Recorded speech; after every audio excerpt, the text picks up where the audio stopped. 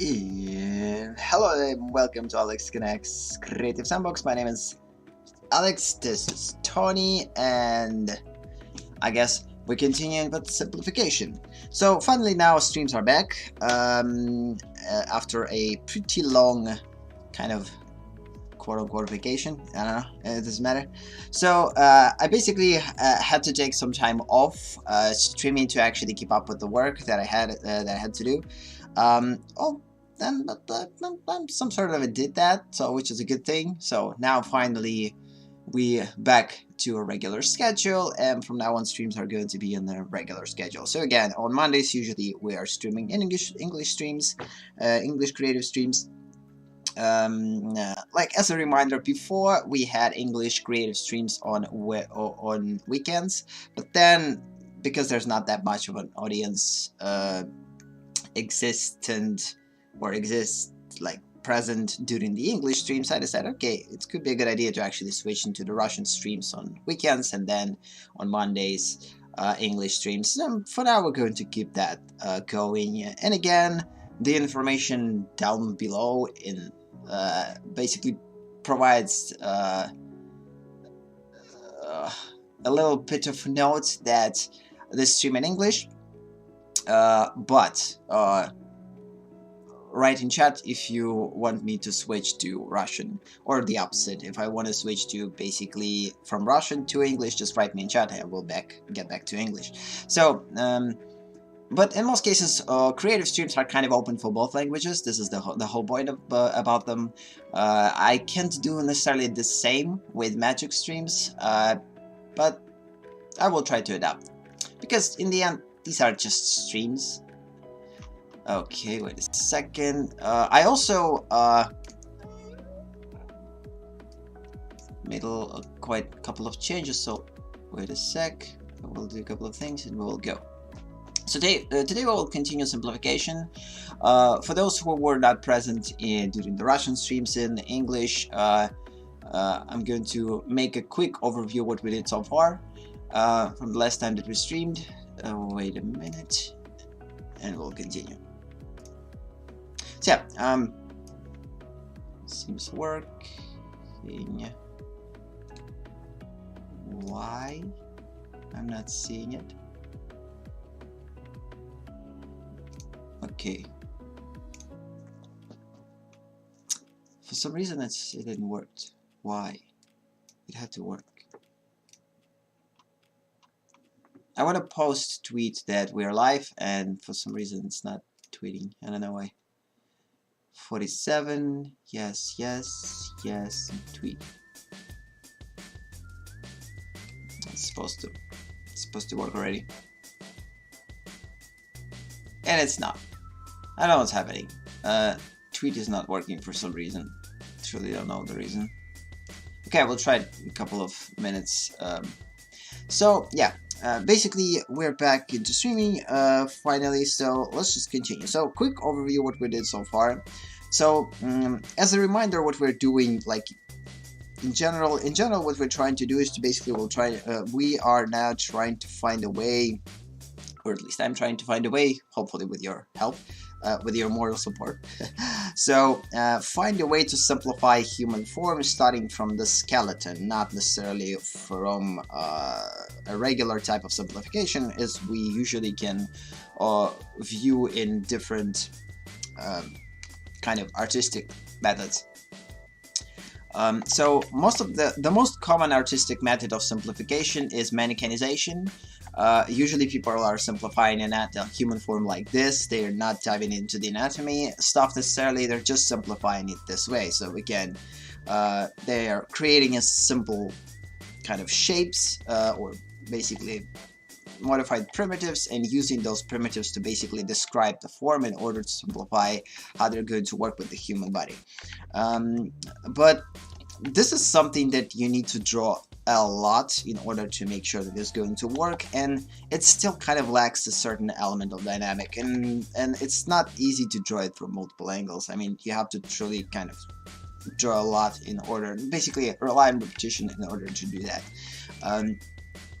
And it's not necessarily explains the function that much, because again, we already working with already existent values, and what I need is to basically find a way.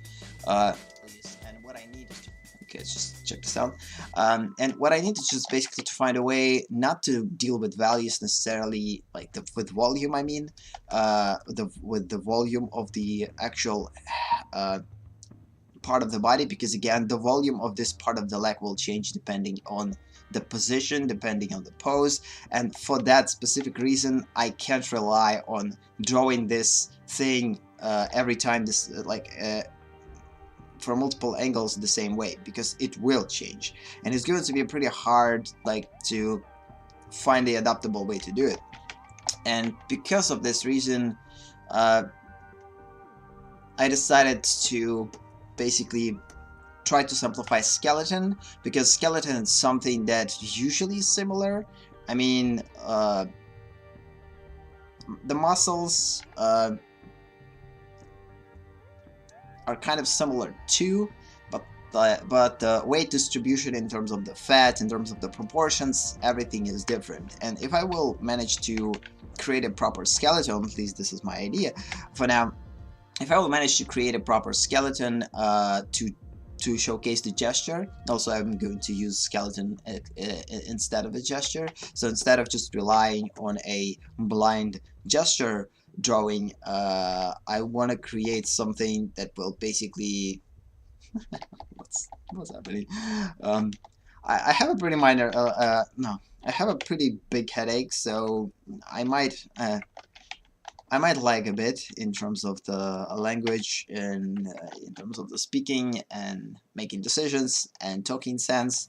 So I have a pretty severe headache right from the beginning of the day, and medication did help.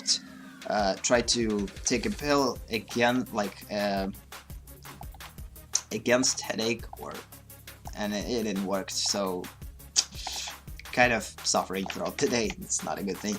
So either way, so what we will try to do, so instead of relying on just gesture, which is not something that I want to rely on that much, I wanted to create something that doesn't involve gesture but still could work within a gesture. I don't know what this pose is all about.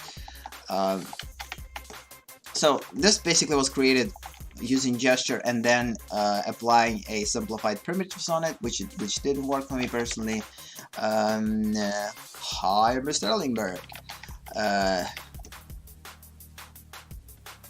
Если, кстати, есть проблема с английским, я могу переключиться на русский, так что пишите. Вот.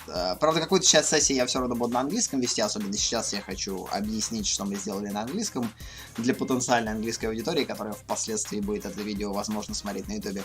Вот. Но потом, если интересно, мы можем перенести на русский, как только я объясню, что мы делаем, и покрою все вещи. Поэтому, как говорится, мы открыты для смены языка. Так что, если что, пишите. Но пока что я закончу, да, на английском. So basically what I'm trying to do is I'm trying to replace the gesture that doesn't feel efficient for me personally. Okay, it's too loud. And instead find a better way to represent the kind of the dynamic of the human body using the skeleton. So this is exactly what we tried to do. So what we did throughout the last session, last couple of sessions, we basically separated them into separate categories. So we finished with the spine, with the designing of the spine, which was again pretty easy. We just took a wired cylinder and so we're basically kind of creating a wire of some kind, and then we put in an ellipsis, and then we're connecting those ellipses, and in result we're basically getting a rib cage. I'm not going to repeat this, so it's going to be super inaccurate either way. So we figured out the primitive for the spine. It was the simplest design ever. It's not easy, it's not hard. So we also worked on a rib cage. With the rib cage we kind of had a couple of doubts. So one of the things that we didn't implement it is this curvature that ribcage has. This is something that I might add a little bit later, especially considering the fact that it kind of could work if we would continue a curve from here and create a certain curvature here too. But the reason why I decided to go flat here is just because this area is simplified usually as a flat area, or at least for me personally it's better to actually see it as a flat area. Maybe I will rework this a little bit, maybe we will add some curvature at some point, but for now I will keep a plane, because it's just simpler to simplify this area as the plane, and the rest is just basically kind of two cylinders connected together from the bottom, and from the top they basically end up like one big cylinder, and they're connected with some type of a spherical form. So it's kind of a weird thing. So again, ellipse here, ellipse, quite like ellipse here, and they're connected by spherical form. We didn't draw ribcage from the back. One of the main important things about the ribcage is the fact that it connects that way. So it's not just basically one big ellipse. It's basically like two ellipses that connect closer to the side of the rib cage. It's just like the thing that will help us to create this curvature and put the rib cage a little bit inside of the human body, not necessarily make it protruded from the human form. Okay, so what else we did? So again, I have a minor headache, so I'm going to lag a bit. So again, my head is killing me. So I'm going to definitely talk nonsense at some point, but still, again, solved kind of a problem with ribcage. Again, these are not finalized. We will get back to them and we will rework them and we will make them better. But for now, we're going to keep them the way that they are. Okay, so also it was not hard to create a clavicle and scapula the same way. So clavicle basically for us is again just a regular cylinder. Where's the clavicle? So yeah, regular sphere, small sphere here as a pivot point, and we also have kind of a wired cylinder in this area. So it was not that hard. Scapula, where is our scapula? Again, I solved the problem with the scapula with the plane. So basically we draw in the plane, then we are drawing the silhouette of the scapula. This is the simplest way to simplify this part of the body, because again, scapula is relatively complex, kind of looking primitive, and instead of viewing it as a cube, it's better to actually view it as the plane with certain silhouette. Again, we talked about these methods before, and that way, if we will learn to draw the silhouette from on the plane from multiple angles, we'll be able to draw it from whatever we want. Skip-a-doom. There's connection here, etc. Of course, it's not that easy. We have like an additional thing here. So this is our scapular. So with scapular, we solved this problem kind of too for now. Humerus, or funny bone. Humerus is this basically bone. Again, it was easy to simplify too. We're just basically creating a sphere there, then basically creating a cylinder that goes from the sphere, connects there, or basically completely connects, like fuses together, maybe. And then it basically goes into the cylinder. And again, creating this type of transition. Also, we added a new element of connecting those shapes together, or those primitives together, because again, a lot of bones will look a little bit more organic if we will create a softer transition. So because of this, especially when we worked on this bone, we added this type of transition from the cylinder to the sphere. We might apply the same method here with the humerus too. So again, just thinking about these transitions. Okay. Also, we solved pelvis. It was the hardest part of the human body.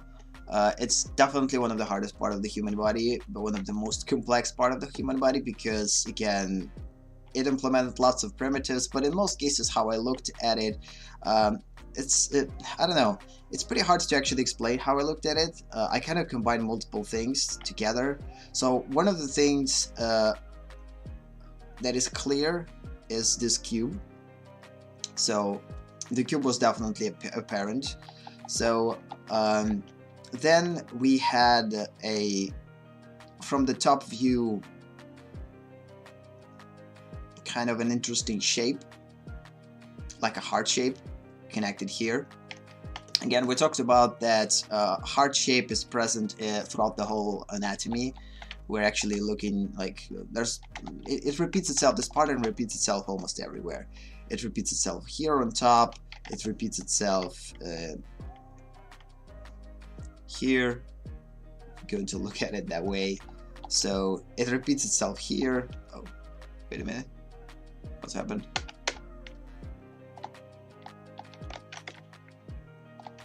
Yeah, so it repeats itself here. So again, a heart shape was the thing. Okay, let's delete that one again.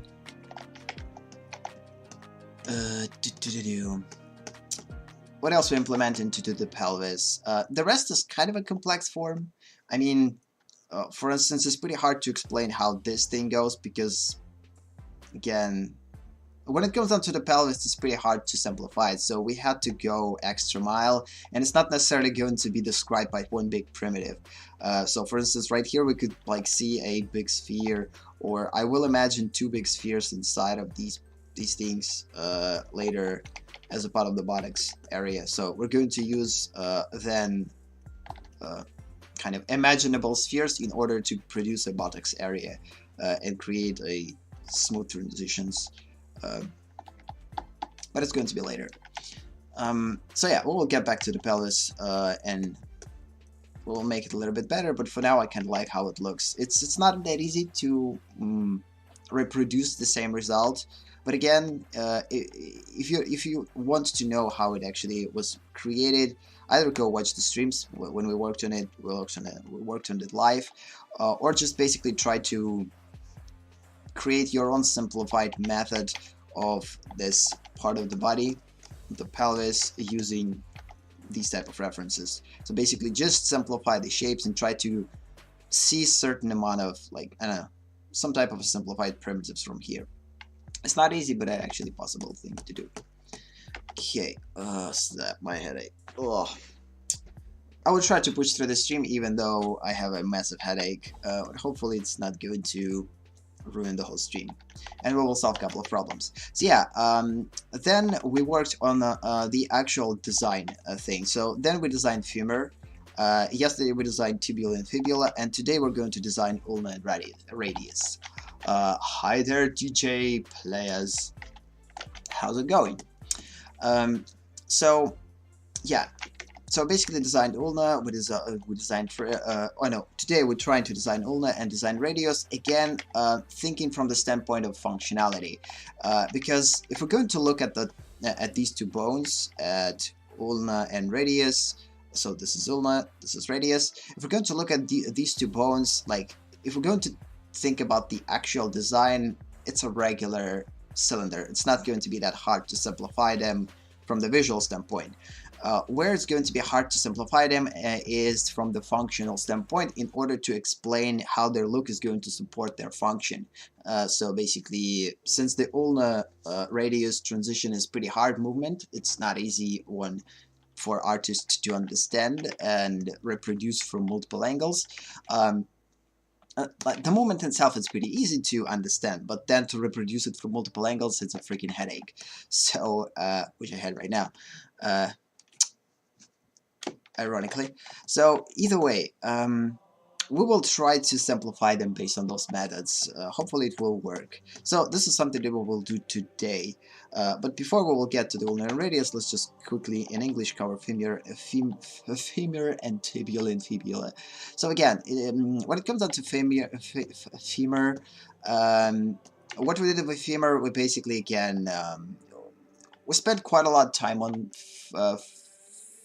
femur because First, I tried to create something similar to this. So basically, we're creating a sphere, then we're adding a cylinder, then we're adding kind of a modified cylinder, then we're adding kind of another cylinder, and then we're connecting two cylinders together here and kind of fusing those shapes together, which kind of worked at the beginning, but then the more I thought about it, the less it made sense. I didn't like the transitions in between, and instead we kind of spend a lot of time to trying to figure out what's the best way to connect those pieces together. We kept sphere here, so the sphere basically stayed the same. Cylinder stayed the same. The only thing, like to make this transition a little bit more softer, of course we could connect them together. So again, created transitions, a little bit more smoother transition. Yeah, next, instead of implementing another cylinder, which could be harder to connect with another cylinder, basically, instead of creating a horizontal cylinder and then connecting it to a vertical cylinder, which again, this connection could become pretty cheesy and it's not going to look right. Instead, we basically took sphere, then created a modified sphere. Again, this modified sphere was created by this method. It just basically took a regular cube, created inside of this cube a sphere, and then basically performed a scaling operation with this plane and with this plane by basically pulling those planes out and extending this sphere into this basically shape. So again, it's not that hard thing to do if we are familiar with our methods of limited operations. So again, we basically use this method of limited operations when we're taking the individual planes or edges or points. When it comes down to the sphere, we can't operate with points, we can't operate with edges, and we can't operate with scaling usually, but we can move things. We actually can operate scaling here. So for instance, if we took this plane and this plane and scale them, it still kind of will produce the same effect. But it's actually the same as pulling the plane out, truly. What's software here? Yeah, this is a free software. This is Krita. It does everything that it needs to do. So it's probably like this. Krita. It's better to actually open the help menu. So here it is. Krita 4.1.7. I believe there's a possibility that might be another version already available. But again, love this program. It's free, completely free. It has everything that you need. It has every kind of filter that Photoshop does, even more. It has pretty good layer modes and basically everything that you need. Even animation, which I never tried here, but still. Again, it's pretty flexible. But one of the coolest things about Krita, of course, is its color wheel. I love the color wheel in Krita, especially this artistic color wheel is one of the sickest parts ever. Basically allows you to work within manually picked preferences between hue, saturation, and Y. I don't know what Y means here. Hue, saturation, and intensity, hue, saturation, and lightness, and hue, saturation, and value. And each of those algorithms will show you a different result. The only way to understand them is to basically try them. One of the not cool part about Krita, they basically removed one of the most commonly used sliders with hue, saturation, and value. Before, Krita had a hue, saturation, and value slider. Now it doesn't have it. But again, instead of hue, saturation, and value, we're going to use this triangle.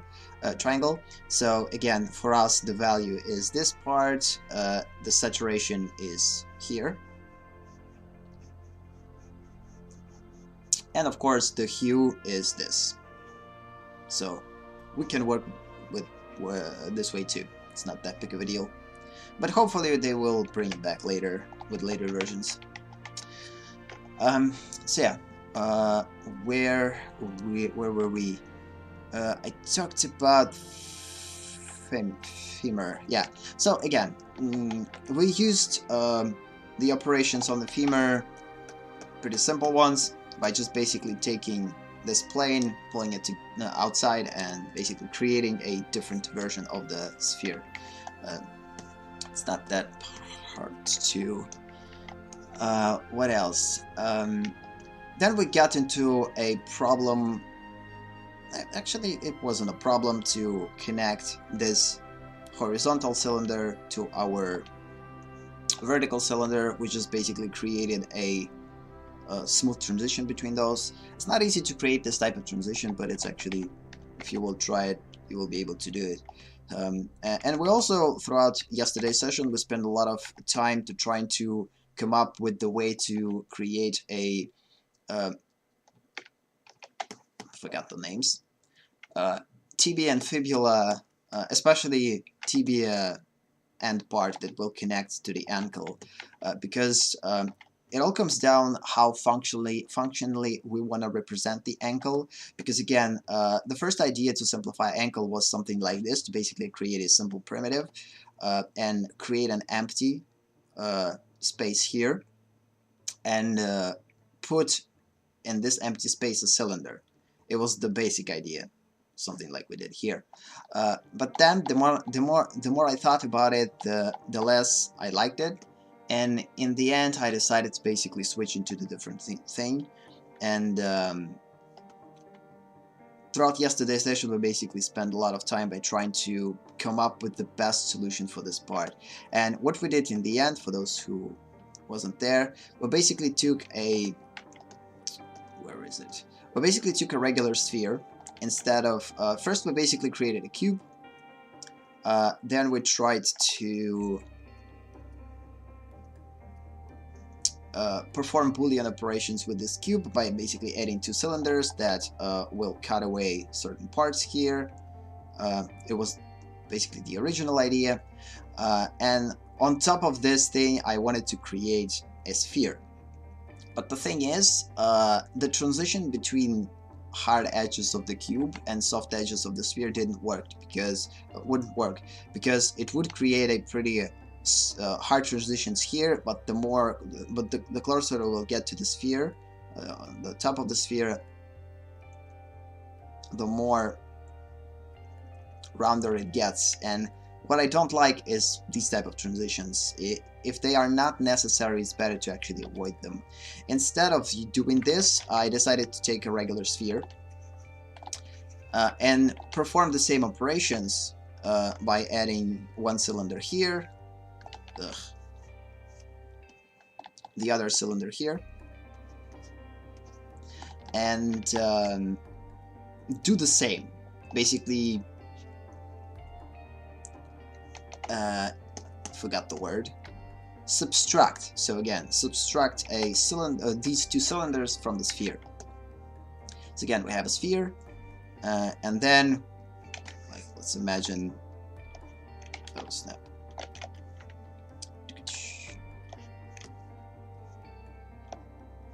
So it was a sphere first. Then I created a hemisphere from it. Basically cut away this part of the sphere. So again, we created a hemisphere, and then I cut out those things the same way as we did with the cube here. It had actually created much better transitions.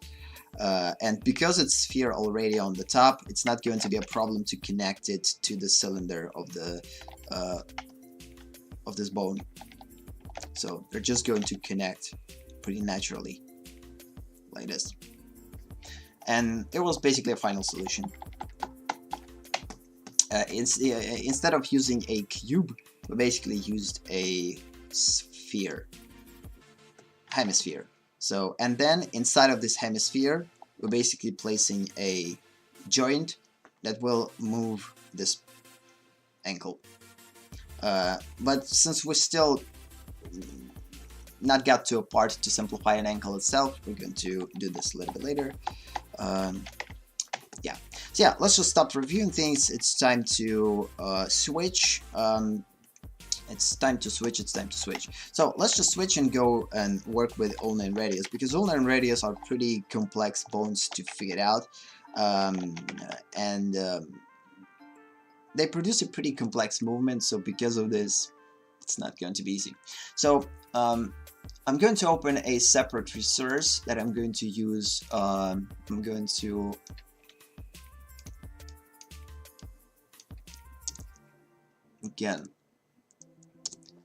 going to use this resource for reviewing the anatomy. Basically play with the sliders and make sure that this weird looking model is going to look like an actual skeleton. So there's a lot of sliders on the left, by moving which it will allow you to basically view the different stages of the human anatomy, which is actually a pretty awesome thing to have. So we're going to focus on the skeleton itself, and what we'll try to do is to basically we'll try to analyze ulna and radius visually using this site. Sorry about that. And what also we will do here,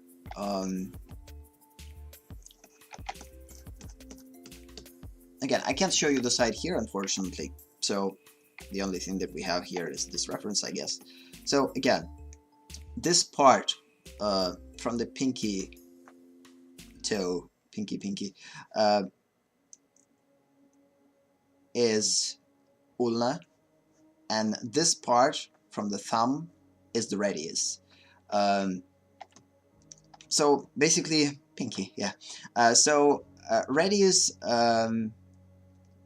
да, все, спатюшки отправляйтесь, да, приятных снов, и спасибо за то, что притаранил, и, в общем, приятных сновидений, как говорится, и пока-пока. А мы продолжим, собственно, фигачить, как говорится, да. Потому что основная задачка сегодня — это сдизайнить ульный радиус, и я, наверное, долго это буду делать, потому что башка раскалывается, нереально нелегко мне сейчас мыслить, однако у меня мозг немножко трещит, немножко адски трещит. Поэтому я постараюсь за сегодняшнюю сессию решить проблему с ульной и радиусом, так что, как говорится. Да, снов. Элемберич. So, yeah, getting back to it. So again, we will try to simplify ulna and radius that way. So again, this is the ulna, this is the radius. So radius is going to move. Usually ulna is going to stay in one place. So usually ulna is not moving. Only the radius is moving. And because of this, it's basically, we need to find a way to simplify them the best way possible. It's not going to be an easy one. So let's just try.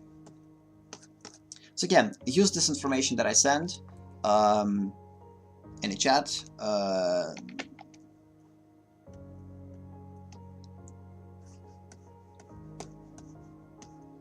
I'm going to use the same 3D site to do that. Again, for those who just joined us, this is a repeat. So again, I'm going to use this site to view this anatomy and basically look through the ulna and radius bones. Also, if you're not familiar what ulna and radius are, just basically press on the bone itself and it's going to show the name of the bone. And you will know exactly what we're talking about. So again, when it comes down to the ulna and radius, I don't have problems to simplify them visually, because again, usually ulna and radius are pretty simple. If we have a static pose, so for instance, this is not a static position for the hand. This is a 50% rotation of the position. Usually, this is not the position of rest. So here in our model we have already a 50% rotation for the radius, even more, probably 75% rotation for the radius, and it's not necessarily visually will help us to analyze it properly, because ideally we need to analyze it on a completely rest position. This is not a position for the rest, because again, ulna attached here, it's not necessarily here, it's kind of almost in the center. So ulna basically starts here, and then it basically ends at the pinky toe, something like this. And then we have a radius that basically rotates here, and it ends here. So even right here we already have a kind of a pretty crazy rotation, and it's not necessarily a good idea to analyze it using this position. So it could be a good idea to actually use something static like right here. So for instance, this is a rest position for the hand, when hand is just basically represented at the rest position. So radius is going to end somewhere here,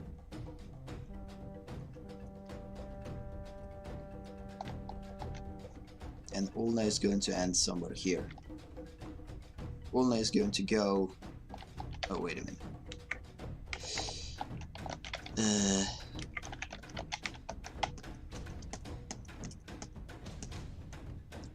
this guy actually has quite a resting position, so we might actually analyze ulna and radius on this guy. But the problem is he has a weird rotation here though, which is not going to work either, because here it's not resting position either. This is one of the problems that will arise with ulna and radius. The biggest problem with ulna and radius are basically, wait a minute,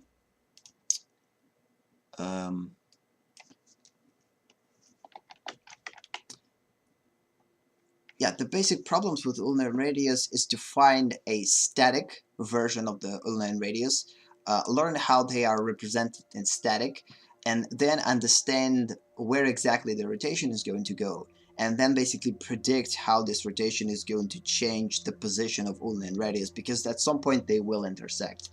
And that's why we're going to probably use mannequin for it. So let's just open Blender and use our mannequin. Okay, yeah, we're not going to open it in this Blender. Let's just use the old version. Skip db-doop.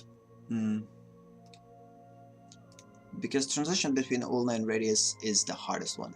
The stream is probably not going to be a long one, because again, because of the fact that I have a headache, I'm probably going to stream for an hour at least, and we're going to finish on that, because again, I'm not going to be able to sit here for that long, and if I will, I'm just basically will make my mind explode, and it's not a good thing. So okay, let's just find a mannequin, open it in 3D. First, of course, we need to find it, actually remember what it is. Here it is, and here. So we're going to use Blender for it. This is the mannequin that I modeled like probably a couple of years ago, for the purpose of learning the function of the anatomy. Not necessarily, I didn't focus on the look of the anatomy here. I was more focused on understanding how. Okay, wait a minute. We need all controllers.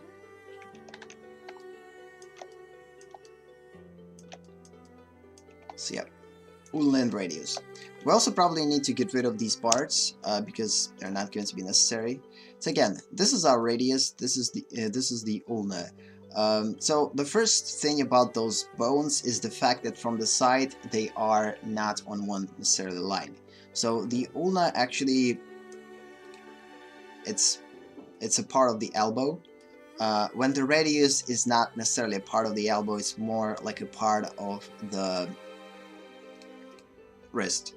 So it's more connected to the wrist. So because of this, it kind of creates a weird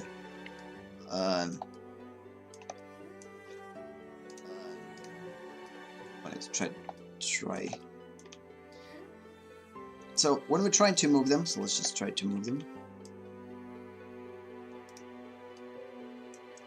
So when we're trying to move them, you see what happens. So like dumb man, whatever. Yeah, my English today is, for instance, for some reason it's going to.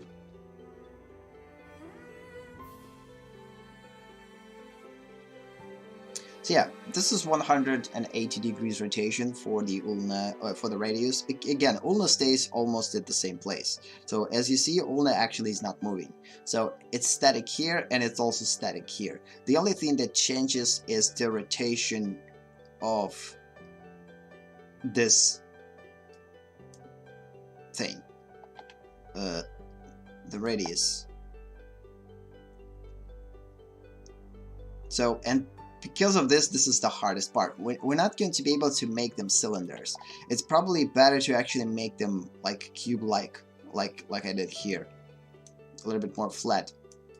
Because if we will make them a little bit more flatter, it's going to explain a lot. Or we will make them flat in these areas in order to predict their movement. Because again, if we're going to make them just a regular cylinder from the function standpoint, with each rotation of ulna and radius, we're not going to be able to tell what the position of the cylinder in space necessarily, because again, if you're going to rotate the cylinder along its radius, it's not going to change unless there's a certain depiction that allows you to see the cylinder front, side, and back views. Like for instance, say number 1 on the front, number 2 on the back, and number 3 and 4 on sides. If you don't have those type of visual cues that will help you to understand the position of the cylinder, in most cases we're not going to have them. In order to reproduce ulna and radius and predict them from multiple positions and actually look at them and right away know what we're looking at, like what type of rotation this radius is actually taking,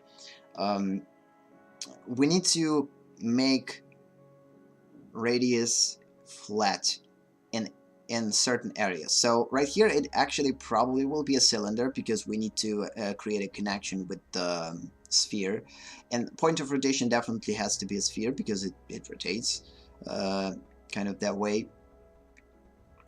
Or maybe we're not going to create a sphere. This is going to be an interesting one. So we're going to think about the cylinder rotation, because remember, functionally we're going to choose a sphere only in those places where the rotation is most free, and this area rotation is not free. It's restricted only along z-axis if we're going to look at it. Oh snap!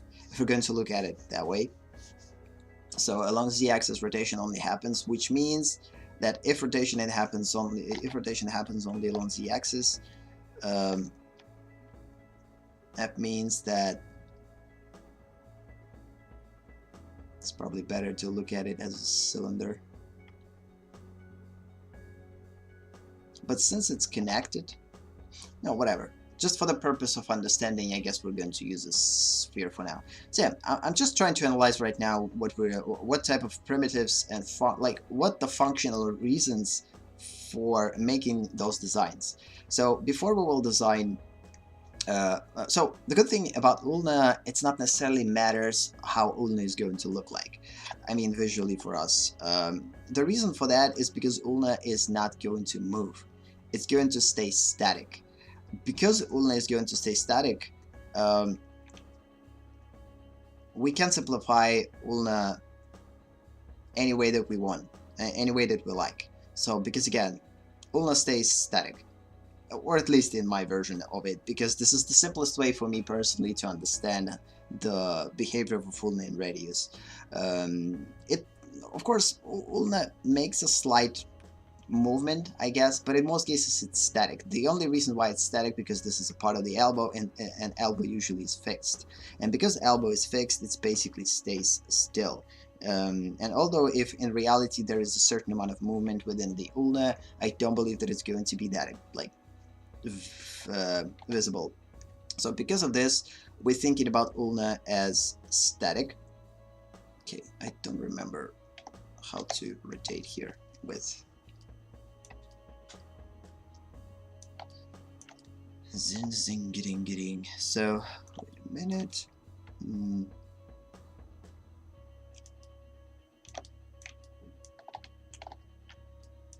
Rotation.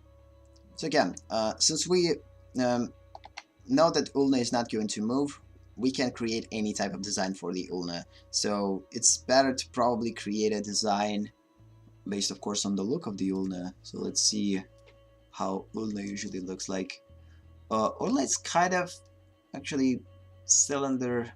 Yeah, it actually looks like a cylinder visually. Oh snap. Good. Yeah, it looks like a cylinder, but it has a pretty interesting connection closer to the humerus. And this is, by the way, explains the need for this element in humerus. So where is our humerus? Let's find the humerus. Boom. So yeah, we had our humerus bone, and before that we created humerus just simply like a regular cylinder. What we can add is we can add a placement for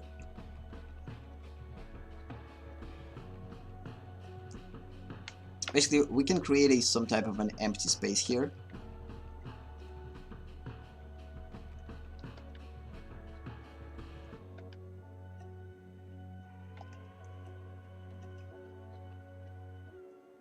In order to functionally say to ourselves, to our brain, that first, now we know where the ulna starts, because before that we didn't know necessarily where exactly ulna starts. So now we know that ulna is going to start here. We also know that ulna is going to end in this area. And also there's going to be probably a rotation here too. So it's going to put a cylinder here.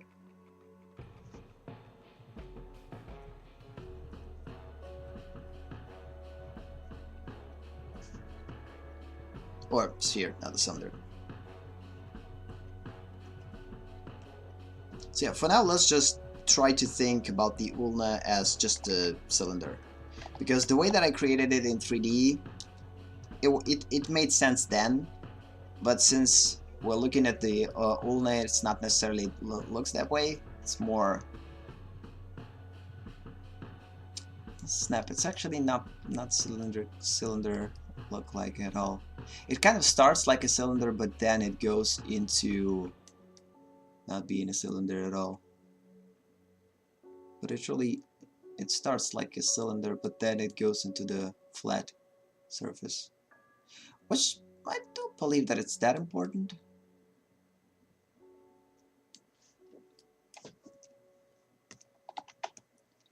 Although anatomically everything makes sense.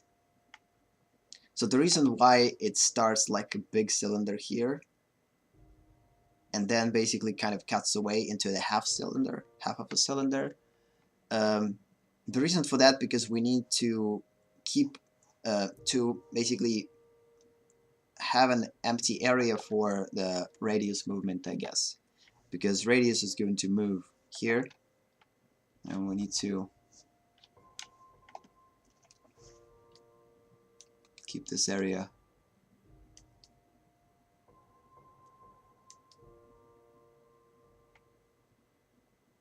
Okay, good. So ulna is going to be here. For now, this is just a working version, it's not a final one.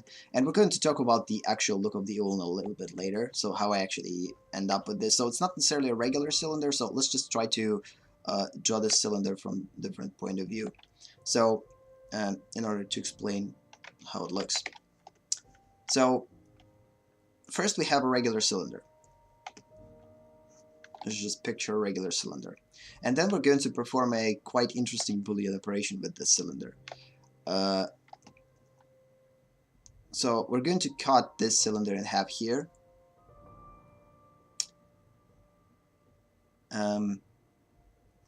It's actually better to have a cube,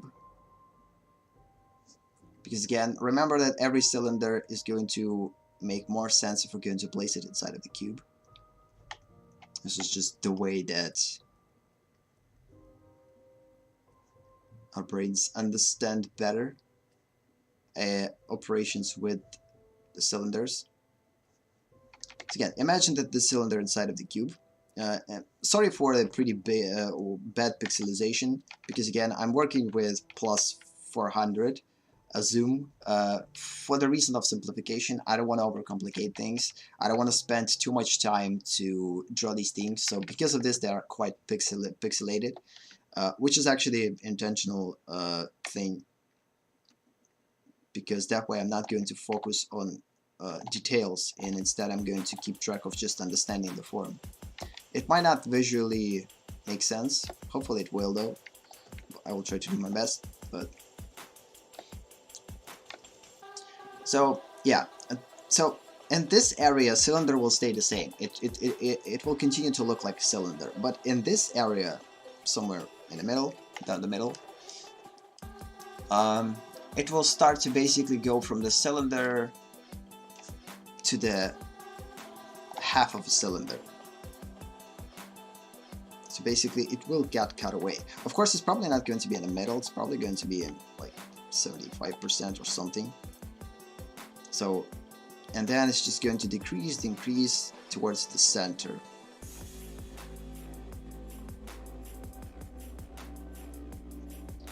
And it will basically create a pretty weird cutaway. But this cutaway is going to be gradual. And it's going to be probably straight in some areas.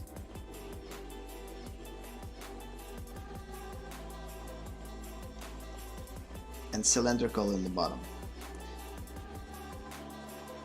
So this is the way that I will imagine ulna, for now at least. So again, it's cylindrical here, but right here we basically cut it away. So basically, like, imagine like we just basically took a knife and basically cut it away, and basically created this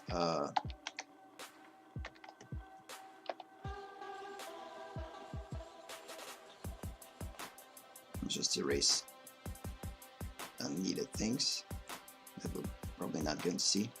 Usually I want to keep constructional lines intact in order to understand how I end up with this form and this shape, but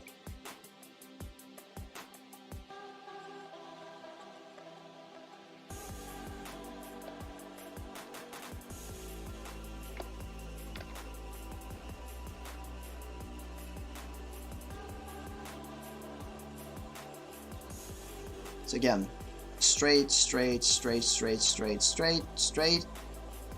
no, closer to this, it basically starts to curve up a little bit, and basically it will transition into the actual cylinder.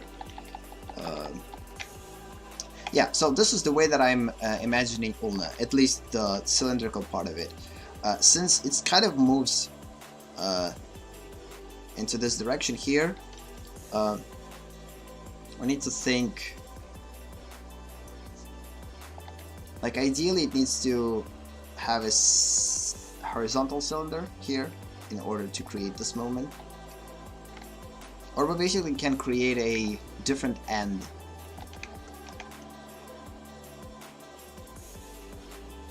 Like, picture a horizontal cylinder and connect them together.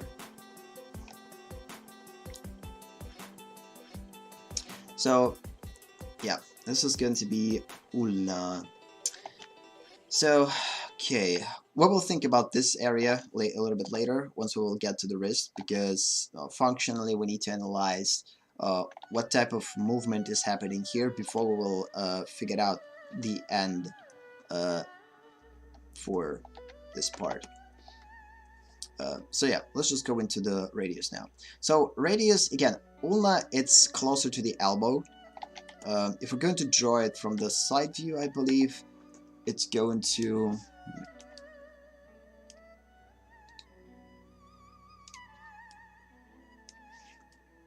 Yeah, from the side view, so this is the cylinder from humerus. This is the inside placement for the cylinder of ulna. This is the cylinder of ulna, this one. In terms of the size, I guess this one is going to be a little bit bigger than this one. Or maybe not, maybe. No, visually it's actually not that big of a difference.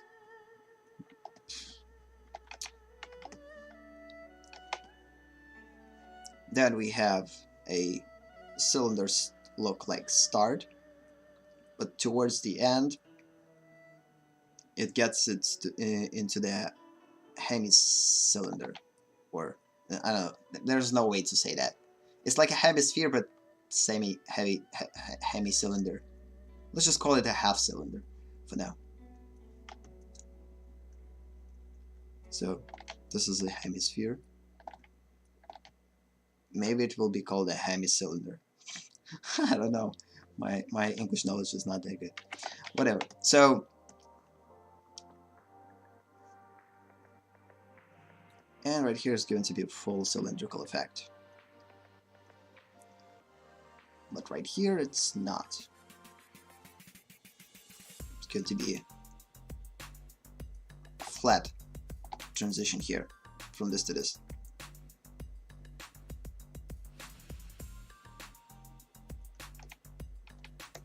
Although right here it actually looks like a regular cylinder, but just basically making sure that the cylinder becomes smaller.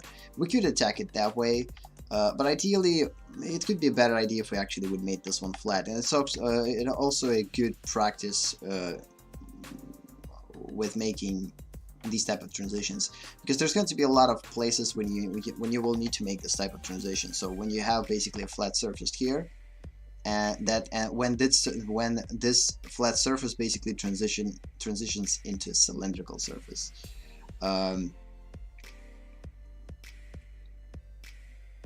you will need to justify these transitions. So again, it starts flat here, but the higher it gets, the more rounded it gets, and in the end it basically ends up like an actual cylinder. When on the bottom, it's an actual cylinder. It's not going to be flat at all. So it's kind of a half of the cylinder.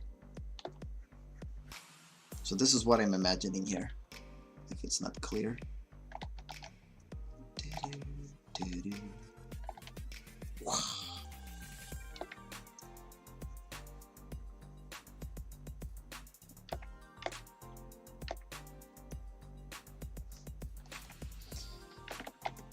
Yeah, so again, a little bit more elliptical, a little bit more elliptical,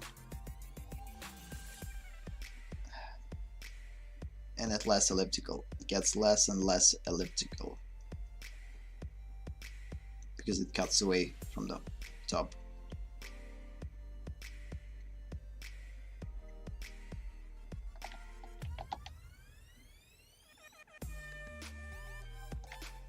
So yeah, it's pretty badly realized, but again, you get the point, hopefully, that I'm trying to make.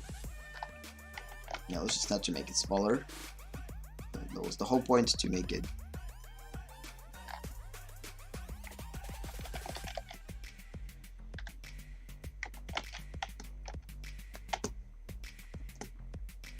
just try to...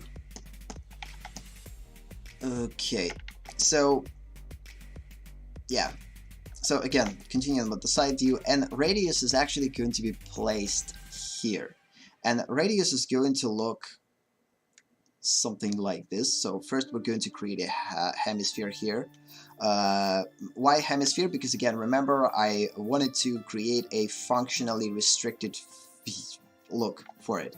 So again, if we're just going to go with the sphere, it might imply that the movement here is going to be free, like this sphere is going to be able to rotate whatever it likes. But in reality, rotation happens only around z-axis only.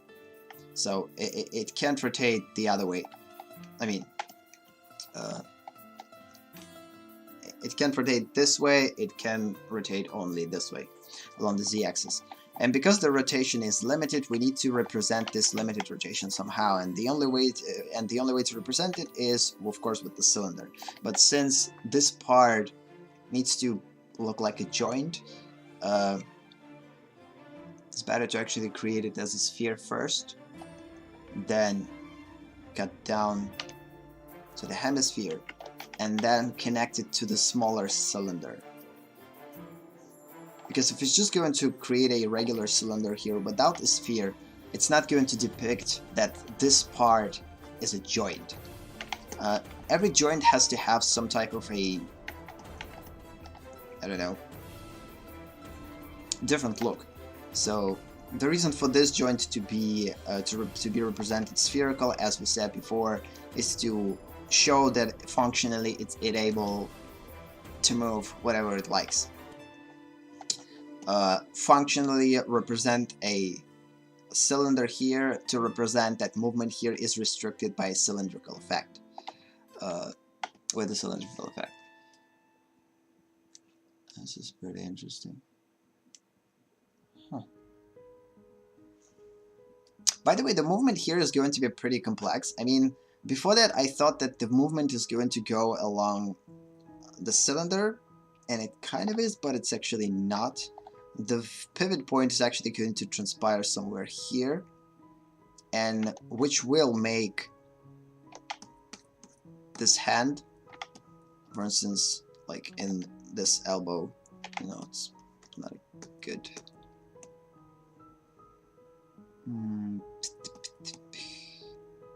There's too many muscles. Unfortunately, we don't have. Oh yeah, we have female body here too. So yeah. So if we're going to again look at this area, cylindrical, like as the cylinder, it's probably not going to be 100% true placement for it, but hopefully it will. It's closer to the actual look. Okay, then just think. Let's save first.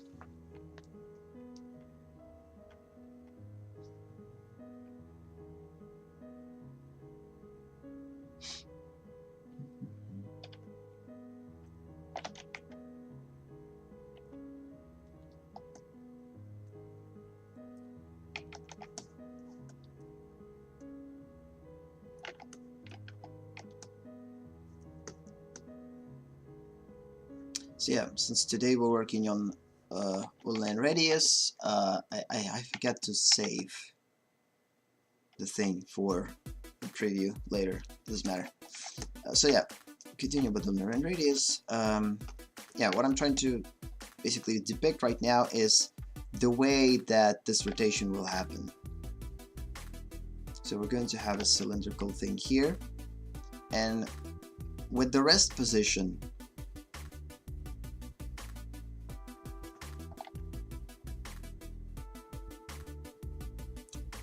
Eveningland is going to look like this, something similar. But when this movement actually happens, when this elbow is bent, Eveningland basically rotates along this axis, and then it starts to look something like this. So then the cylinder basically gets out, pulls out a little bit, hopefully. It's usually here.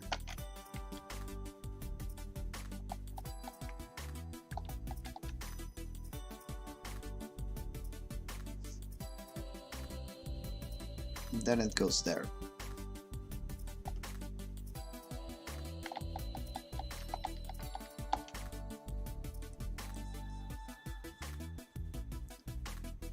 and connects closer to the pinky toe.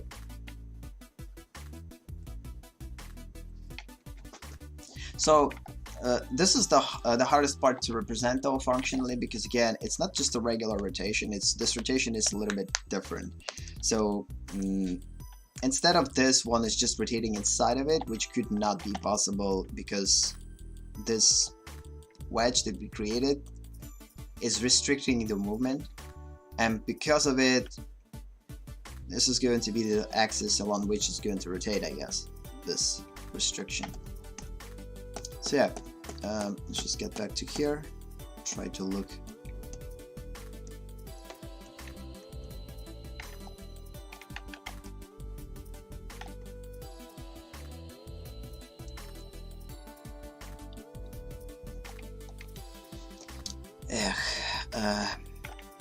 It's not easy. Okay, let's just design radius now. We're going to think about how this movement actually happens a little bit later, because again, ideally we could get rid of this cylinder completely and create a wedge here to allow this bone to rotate and bend, create an elbow bend. But functionally it's not the actual thing that happens, so because of this we need to find a different way to deal with this. For now, let's just design them first, because how this one is going to look, how ulna is going to look, I believe it's almost 100%. The only place for designing look for the ulna in terms of the simplification is here. We will figure out the end of it once we will get to the wrist, because depending on how exactly it connects to the wrist and what type of movement actually happens here or happens at all or not, we're going to make our decisions about the look of this. So when it comes up to the radius then, okay,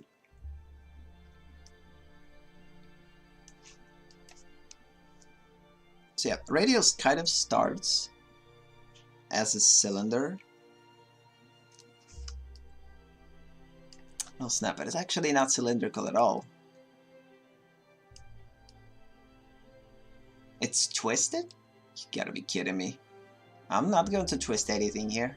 I don't want to create a twist. Okay, radius in reality is actually twisted, which creates a pretty big problem because twisted objects, like simplified twisted things, are pretty crazy, especially if we will then try to analyze them from multiple positions. I don't want to create a twisted version. So what we mean by a twisted version, so in relaxed position, radius looks basically something like this. So this is a hemisphere that we are working with. Then basically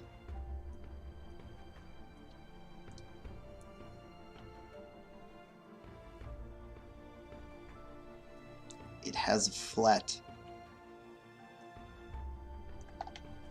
Basically it has a flat direction here, or not flat direction, you can't say flat direction either way. It's basically flat here, but right here it's not flat. It's twisted, and it's twisted kind of with the different degrees, and overall it creates a pretty crazy twist. So this part will connect to this, and this part will connect to this, and oh wait a minute, to this.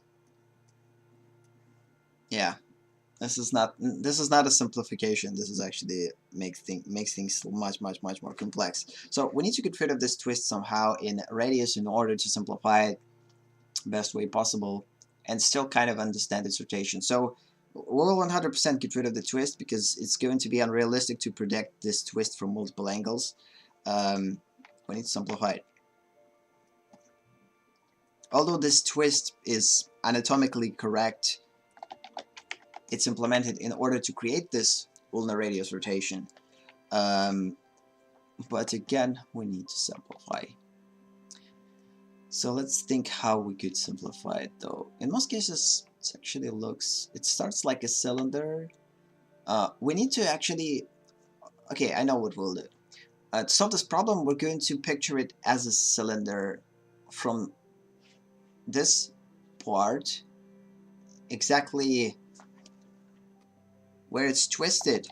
It's going to be represented as a cylinder, because no matter how you're going to rotate the cylinder, it's not going to change, which supports the rotation of the plane. So again, if we're going to picture this rotation as a cylinder, then it truly doesn't matter how it actually rotates, because it's just a regular cylinder.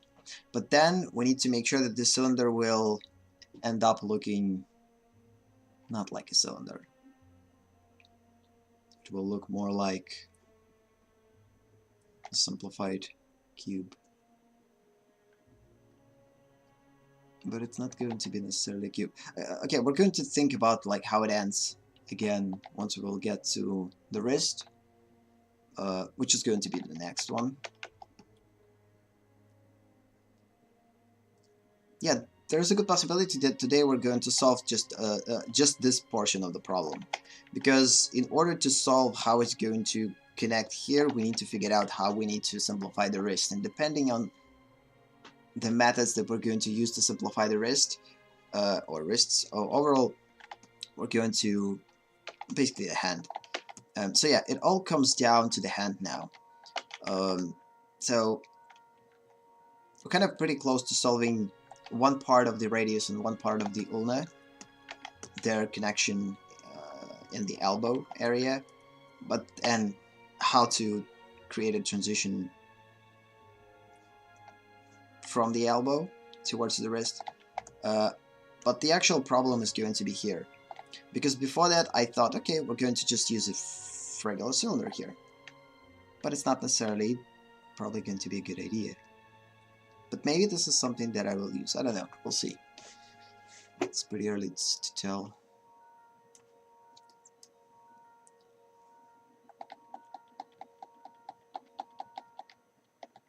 Because actually from here, radius starts to become bigger.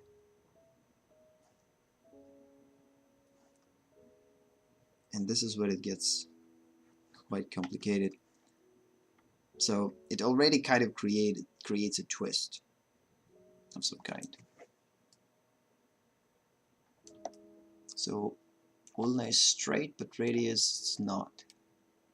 Radius is not.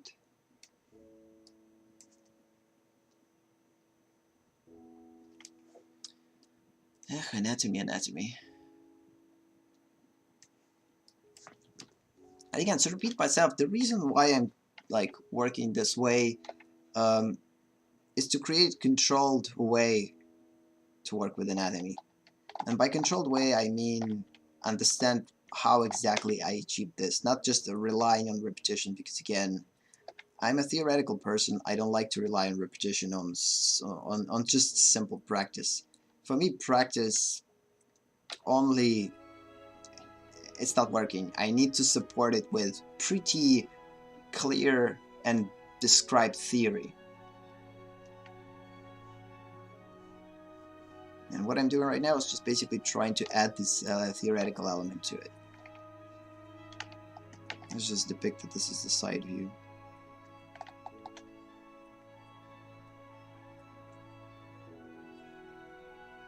So my headache is increasing, so there's a good chance that we actually might end stream like in a couple of minutes, in 10 minutes or so, and this stream is going to be one and a half hour, not 2. We'll see. Because again, when I'm thinking, my headache starts to fade a little bit, but once I will stop thinking and basically go into the mode of relaxing, I will start to feel a lot of pressure, and headache will basically increase. So even though right now I'm feeling myself a little bit better, feel myself a little bit better in terms of the headache, so it's not that severe, because I guess I adapted to the pain. But once I stop thinking and we will finish with this, it's going to be hell. So, okay.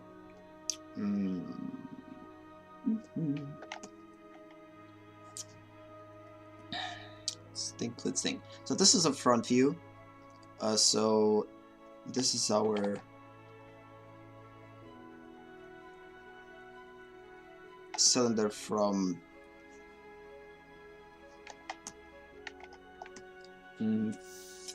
humerus. So this is a humerus. This is the cylinder from the front view for the humerus. Then in the center of this humerus from the back, so we're not going to see it, there's a small cylinder for the ulna, and then horizontal cylinder, and then vertical cylinder for the ulna that basically goes down.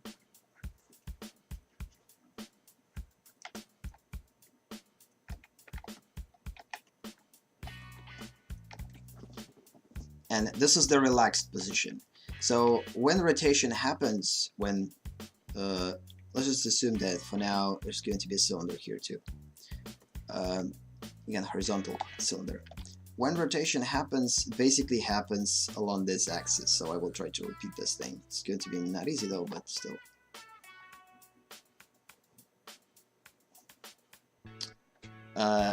Because this is 2D, and to create this rotation in 2D, it's kind of almost impossible. So the rotation is basically will happen this way. So like imagine, yeah, it's not going to be possible. It's going to be, oh snap, it's going to be a combination of rotation. Then it's going to change.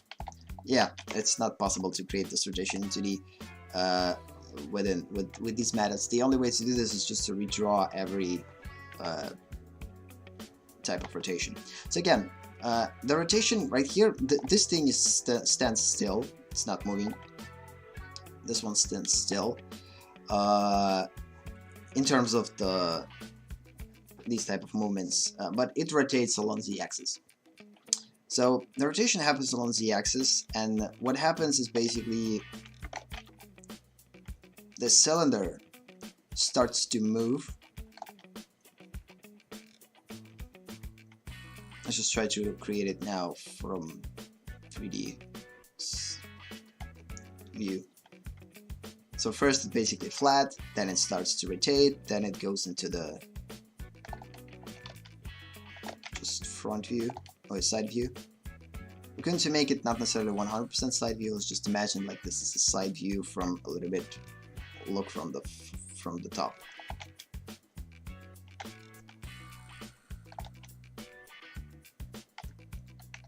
So the more rotation happens,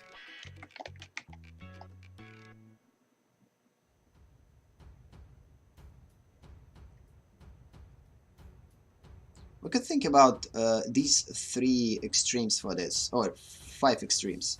So the front extreme, 3/4 view, 3/4 view from the other side, side view,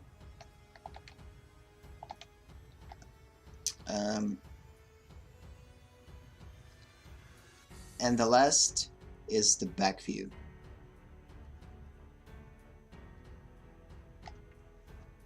The back view is going to look, of course, let's just duplicate this whole thing.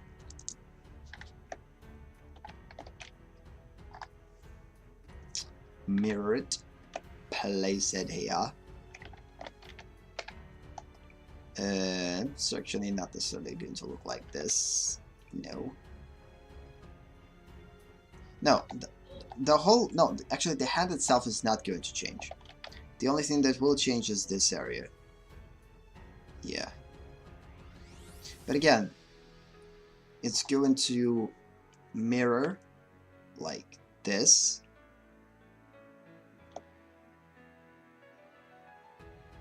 And it's going to be somewhat like this. So yeah, this is the problem.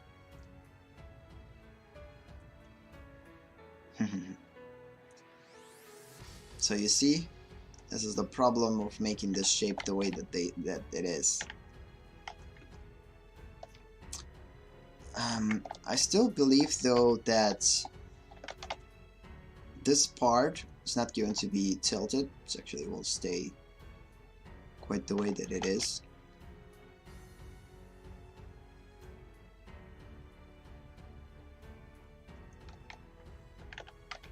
So yeah, this one, that makes it pretty complex rotation.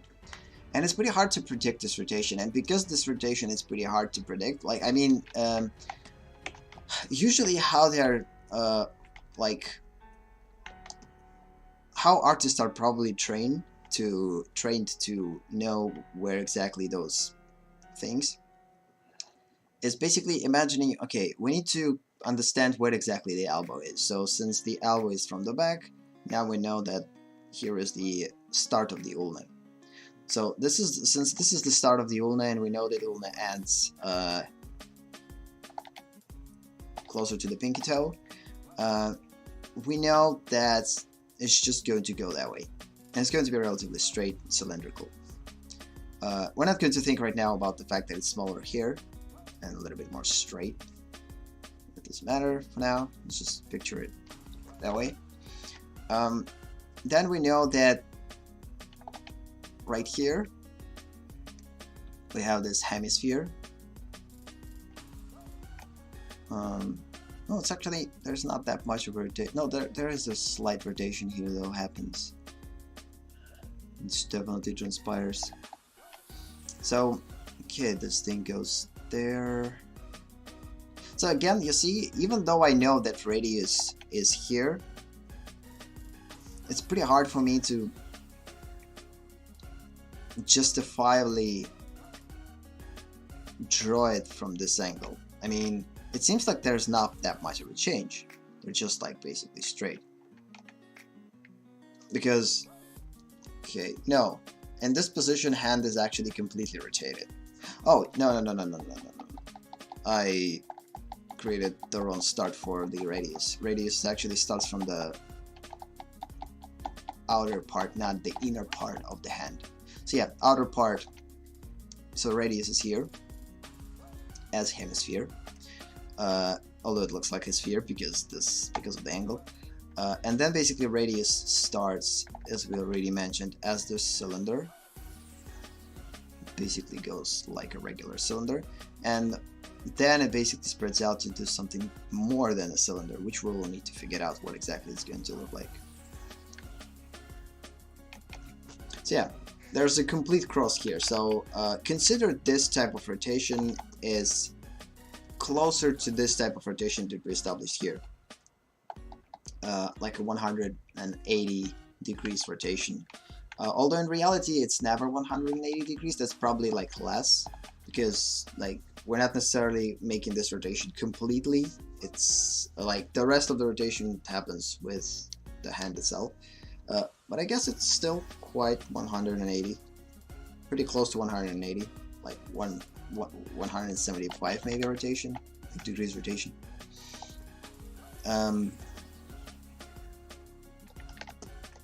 So yeah, let's just go with 0.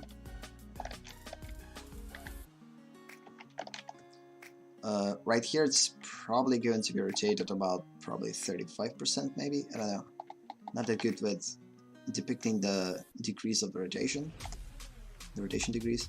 So it's going to be now 45, 90 here,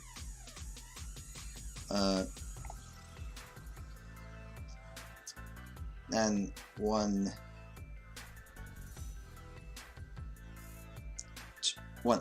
I don't remember.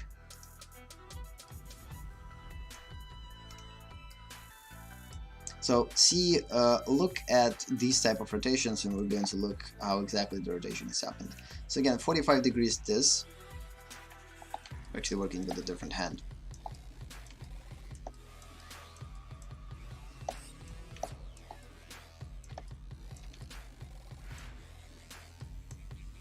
Anyway, so this is 90. Again, this one is going to look like from the side view. And then if rotation will continues, this is going to be 125.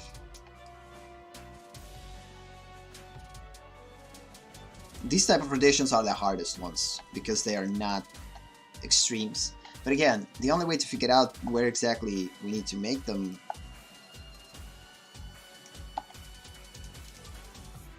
let's just plus 45, minus 45.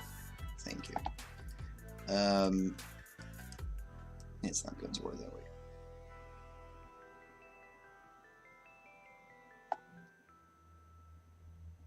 Because 175, that's 180, and then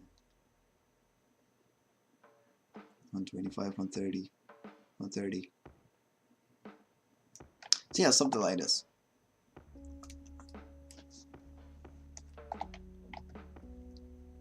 Yeah, 135, what I'm thinking. My math today is completely the worst. Yeah, 90 plus 45, 135. Ugh. So, yeah, and right here is going to be 180, approximately 180. So, again, these are our extremes, and we know that these are our extremes now. The back view, the front view for it, in a relaxed position. When this is a pinky toe or thumb, and this side is a pinky.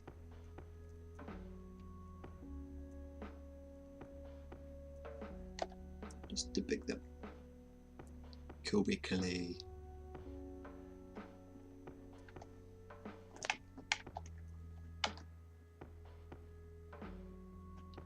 And of course the mirror position for it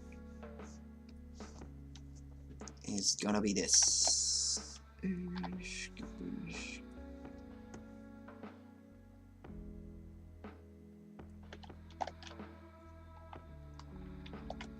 Just make it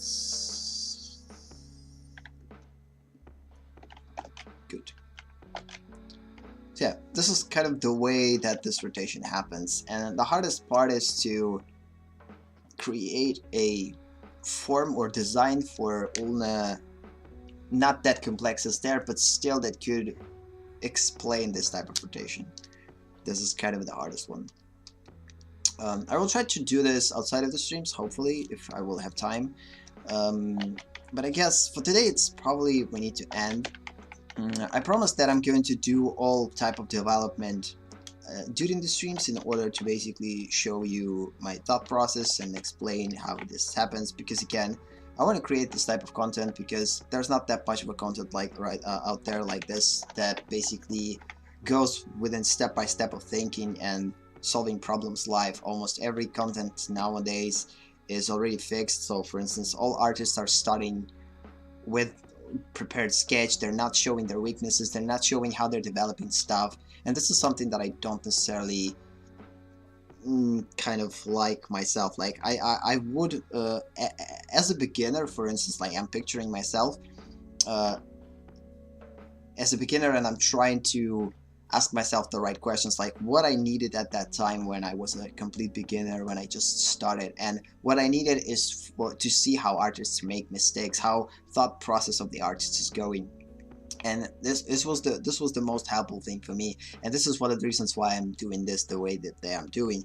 It's probably not for everyone. Again, there are some people that are probably going to look at this, oh come on, this is completely boring, you're not drawing anything, you're just basically doing weird stuff.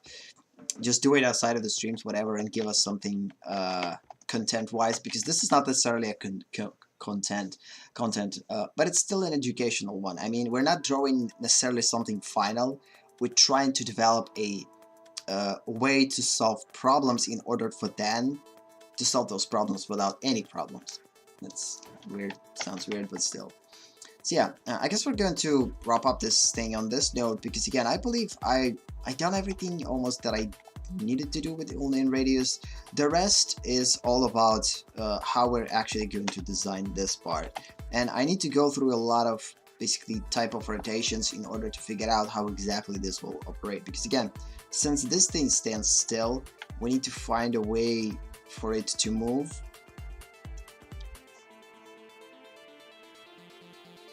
Oh, wait a minute. I actually believe I know how to explain this. So we completely mirrored this part, but ideally it's actually will stay exactly the same. It's not going to change at all.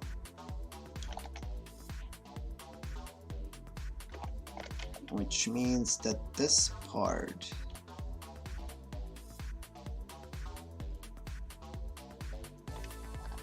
our radius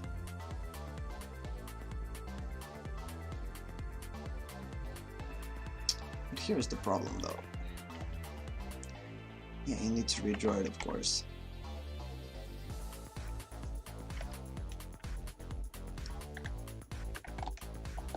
Oh no no no no! Oh good, it didn't work. Perfecto.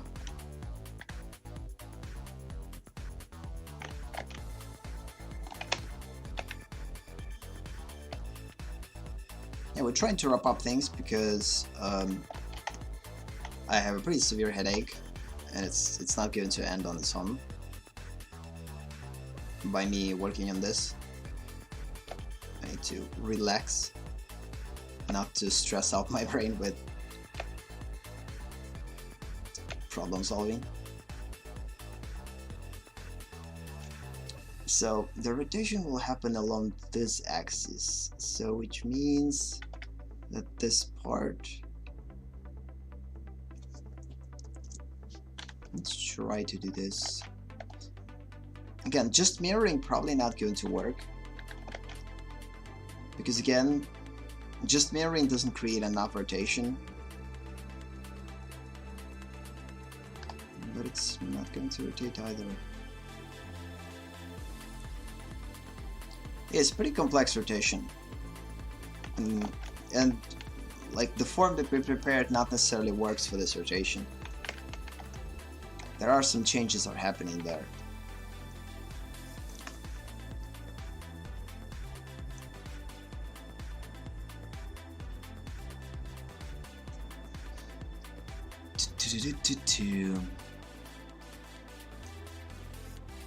Yeah, this is a crazy one.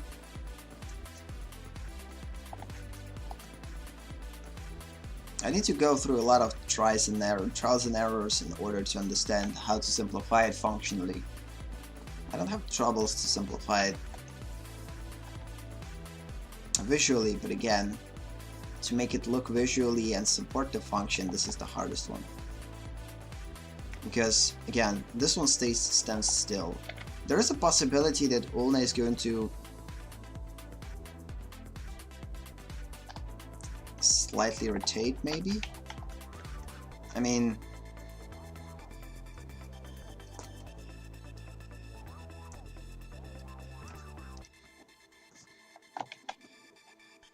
this, by the way, explains the reason for this bulge in our hand, like from the inner side. Again, this is the thumb.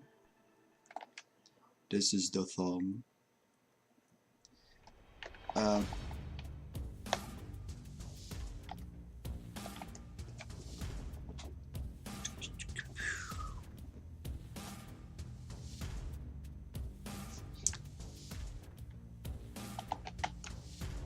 Because again, ulna definitely stands still, it's not moving. Like how to create a radius that is going to move. So right here we have a pretty weird type of rotation. So it's not any type of extreme, so again, it's probably like 35 degrees or something. Let's see.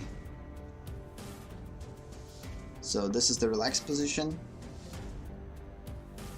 Then, and also one of the important things that we need to understand, that rotation only happens along one axis. I mean, or only clockwise or only counterclockwise, depending on what hand we're working with. So it's definitely restricted in this area. So it happens only outside.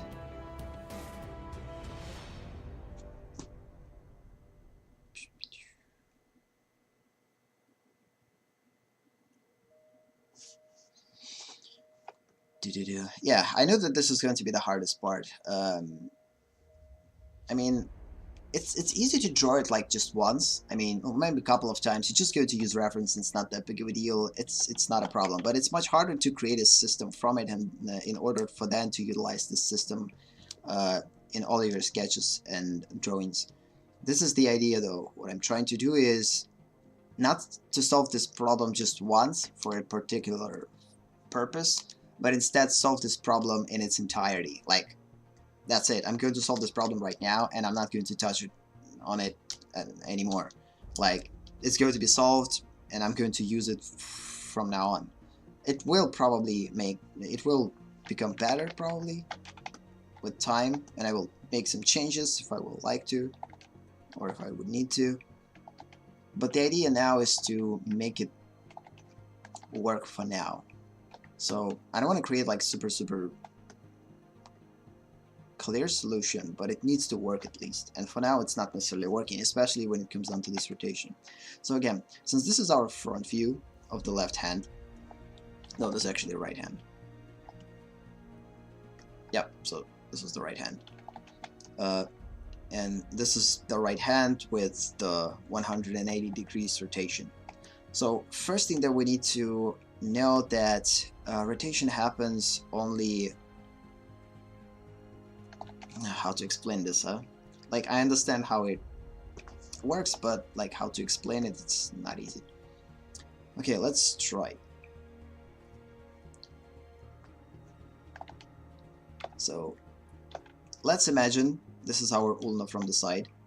We actually already have this one. Let's just not draw it again. Just copy paste this thing to explain it. La-de-doop, la-de-doop. Hello. So yeah, we have ulna from the side. Just place it here. Whatever, here. Hands. Yeah, this is ulna from the side and radius from the side. The rotation basically will happen. The rotation will be restricted within this area. So if this is a back part, so this is an elbow, and this is the front part, the rotation only happens along the front part. So on the back, nothing will happen. So the hand with ulna and radius rotation could not happen the opposite way, from front to back. It goes from back to front and back. Oh, come on. Ew. Okay. Wait a minute. So the rest position considered with the hand open. So open hand, this is the rest position. So basically, this is the rest position, and this is, I believe it's called pronation and supination. So this is probably pronation, and this is supination.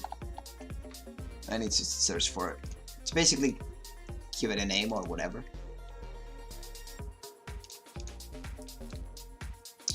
And wait a minute. So seriously, throughout the whole stream, tweet didn't come through. This is stupid. I don't know why though. This is the weirdest thing ever. I will try to do this again. For 30 minutes I tried to tweet that I'm streaming just for the longevity. And it didn't work. 7. That's it. Give me a sec.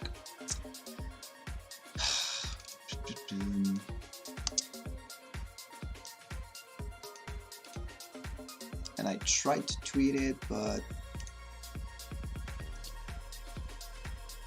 tweet was sent, but it's not working. I'm not seeing anything. This is weird. Let me check then on a different browser. Maybe it's the problem with the browser though.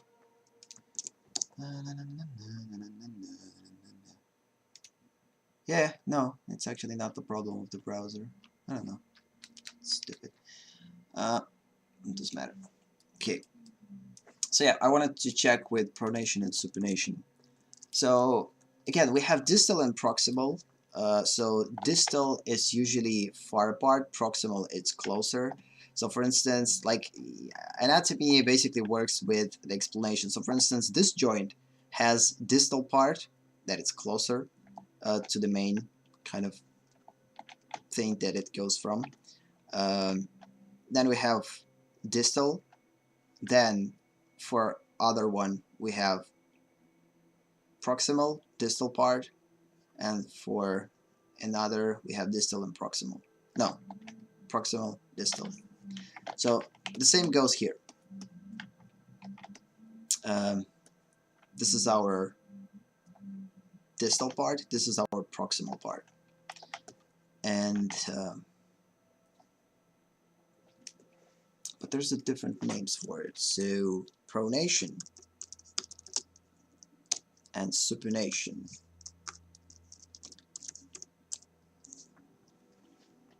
It's the type of movement that happens.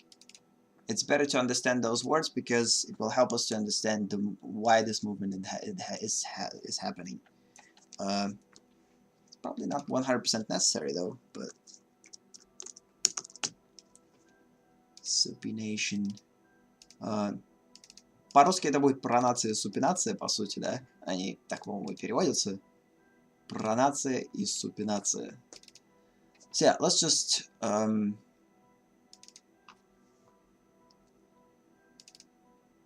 so it seems like pronation, it's just a flat position of the hand. This position of the hand, I believe this is called a pronation if I'm not mistaken. And everything that works with crossing something over, this is supination. Because even like during the translation, okay, pronation and supination. Let's just search in Google and look through it. Yeah, so even here it's basically showed like pronation and supination. This is exactly what we're talking about. So, but what exactly pronation and what is supination? Okay, the supination happens here. So yeah, oh no, the opposite. So supination is the relaxed position and pronation is the crossed position. Okay, good. Let's just make it clear in order to not, because we need to name them somehow. So this position of the hand is basically supination. Supination. Basically, this is a supination. And this position is going to be pronation. By the way, let's just get rid of this thing. Or make it smaller. We don't need it anymore.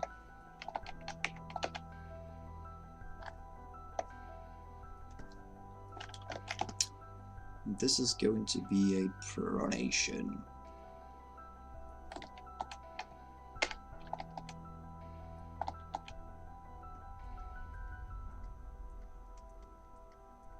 Because there's not necessarily usually, so supination is basically relaxed position.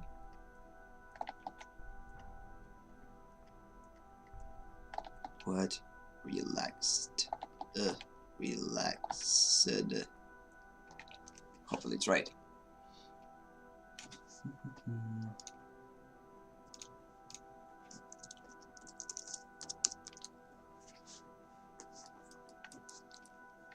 So usually these are two extremes. So again,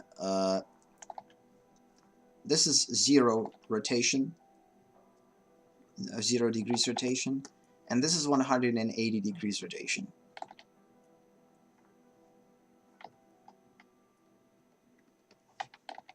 Rotation.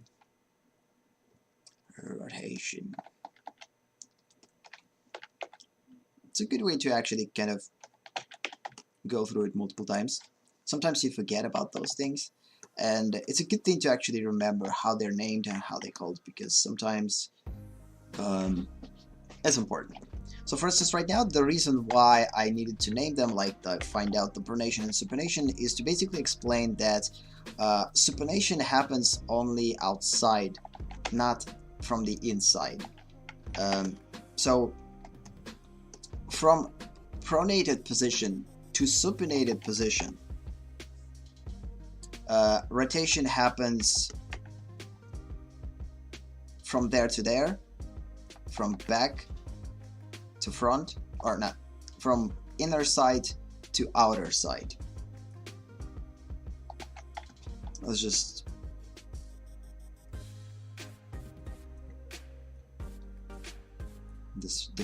display this, because I doubt that we're going to do anything else today. I'm just going to finish that and we're going to finish the stream. It will end up like 2 hour stream, which is cool. So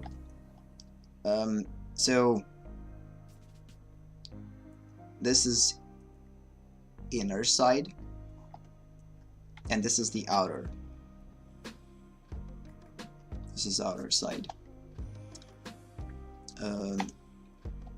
So this is from supination. There's not that many, not that much place for it.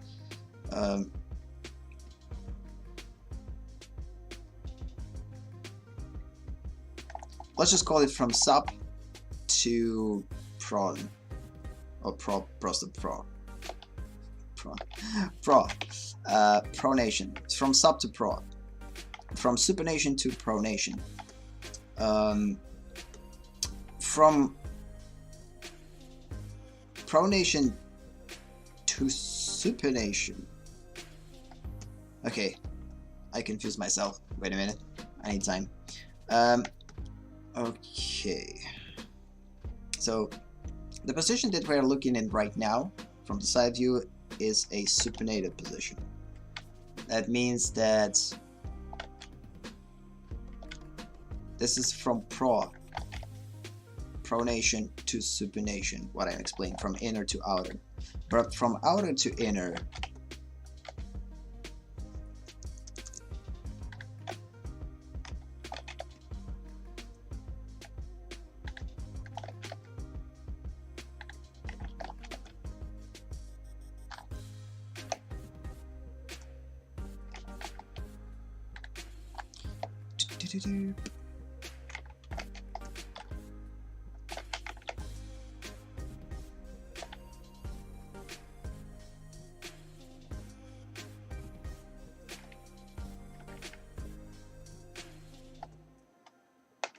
this one probably is supposed to be bigger.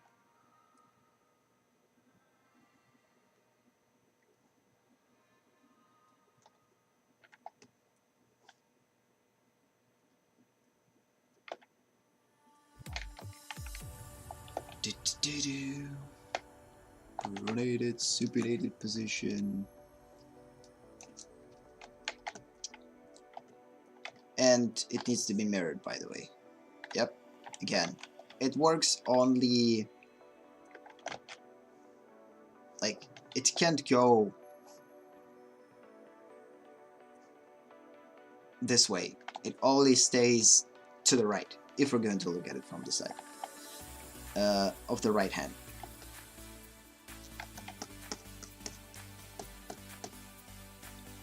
So basically rotation right here, again, as we see, it happens here only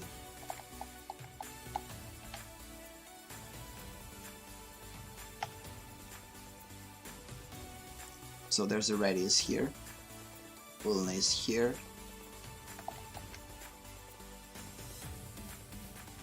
ulna is fixed here, and rotation happens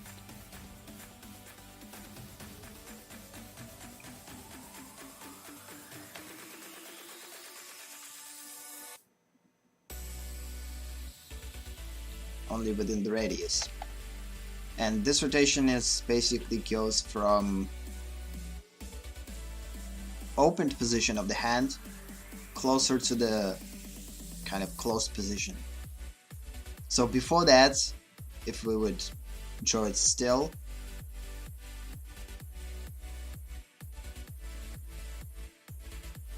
we would see this part of the radius here intersected. So again, it's pretty complex stuff. This is something that we need to work on a lot in order to actually make it right. I'm not going to stay on this that much. Like, the good thing that we already kind of analyzed how it looks, which is pretty cool. So again, outer into the inner part.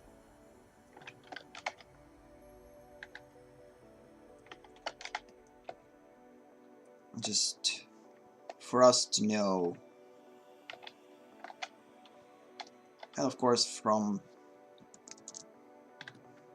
supination to pronation here, the opposite.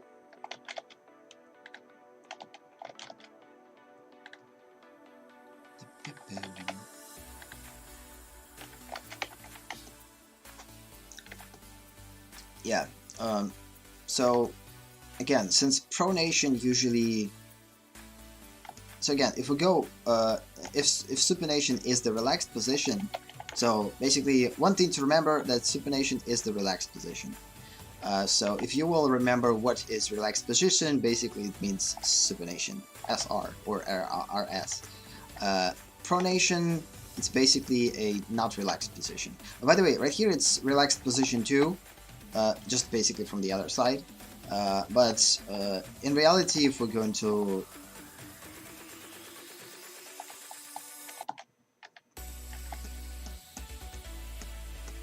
think about the actual rotation of the hand with elbow stayed in this particular area and camera looking from here, then open hand is the supination and closed hand, so this one is getting closer to the pronation. So basically pronation is happening. So it's basically what type of movement happens. So again, the movement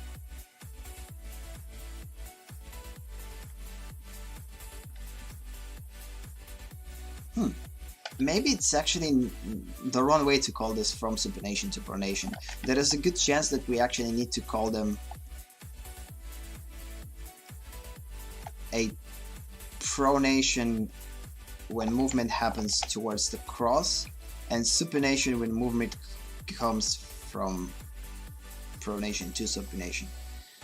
In order to not confuse ourselves, let's just think about this from pronation to supination.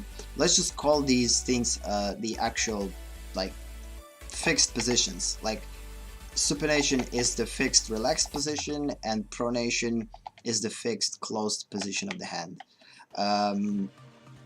with elbow staying at the same area. So I'm not changing an elbow position, I'm not changing the camera look. Like, imagine like you're watching, like looking at my hand right now, and it basically, this is supination and this is pronation from one angle. So elbow didn't change. The only thing that changed is basically this type of rotation. So yeah, and we're going to take them as just a extreme. So this is a extreme for supination, or for, yeah, from supination, and this is extreme from pronation.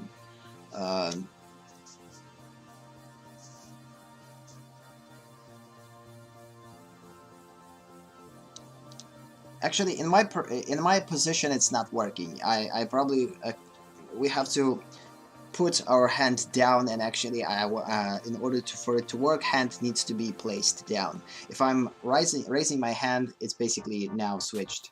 So now this is a pronation and this is supination, whatever. So hopefully I didn't create any confusion. So again, different conditions will change. So what we're doing now, we're trying to figure out how it's called with the static, when we're just basically putting our hands down, but when we putting our hand up, now pronation and supination might change. So in order to not confuse ourselves, let's just finish on that note.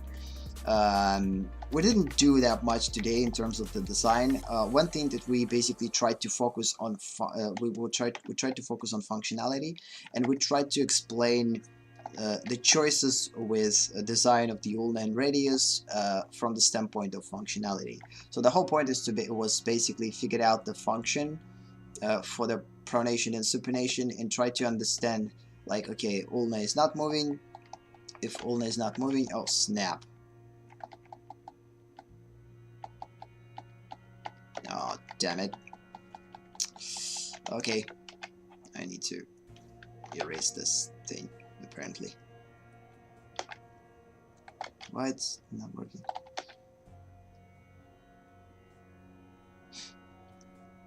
So yeah,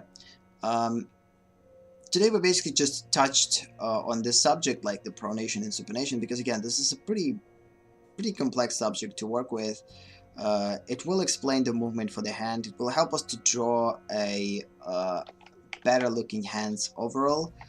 This area, one of the most complex areas, and in most cases people are not thinking about this pronation and supination at all, because it's not necessarily that much changes the muscles, because muscles are one of the complex groups are here too, because there's so many muscles and tendons here that intersect between each other that is just basically crazy, and most of the people are just basically simplifying it and not getting too complicated with it. But still, understanding pronation and supination for us, why it's a good thing, because it will help to first understand the function of the human body. And as I said before, I believe the way to study anatomy is from standpoint of the function. You have to understand how human body is moving, how it basically operates, what are the limitations of certain rotations in a human body. Once you will study anatomy from that point of view, not from the visual standpoint of view, how it looks, you will understand it a little bit better, and then combining this part with the visual part will help you to put things together quickly, because there's going to be a logic between them. But if you just go into look at, like, study anatomy from the standpoint of visuals, like just basically drawing it all over and all over again, it's not going to be that efficient, because there's no link inside your brain with the function. We are humans, we like to think logically, and we like logic. We like our left part of the brain likes logic, and if something doesn't make sense, it can't be efficiently done. We have to create a sense for what we're doing and why we're doing the thing that we're doing, and because of this, we can't just basically not think about the function. And especially when it comes down to the human anatomy, once you will understand this movement, you're never going to draw hands the bad way, because this knowledge will force you to make it right. You're not just going to sit here and try to make it right visually. Instead, you're going to make it right functionally, and once this functional understanding will be there, it will help you to solve problems in this direction, in the direction of function, not into the direction of it just looks weird, I don't know what to do. So instead of this, you will know what to do. You will know, okay, I over rotated this part because it's basically restricts the movement of the human bone, so that means that it looks that way. It will explain the behavior of the muscles, I truly believe so, because like if you will understand what type of rotation happens here, if you will understand that ulna stays still and radius is rotating, and you will understand where the muscles are attached to ulna and radius, it will help you to understand, oh snap, that's why this muscle, this hand, this arm looks the way that it looks, because it undergoes a certain rotation inside of it. So again, it's just like putting pieces together, and you have functional understanding of it, and this functional understanding, no matter how boring it could get, it will create a so freaking solid base for you, I truly believe so, that you're never going to need to study anatomy anymore. I mean, like the rest is just going to make things look presentable and right. So you're not going to rely on references that much.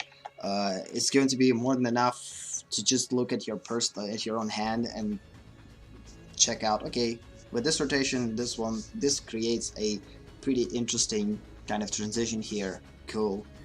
With this rotation, it creates a pretty interesting kind of curve here. And then basically this even visual analysis is going to have reasons, because now there's going to be a base of knowledge. So again, I truly believe in knowledge part of the studying, and when I'm spending time doing this, for some people, that especially for practitioners, it could be super boring and unnecessary.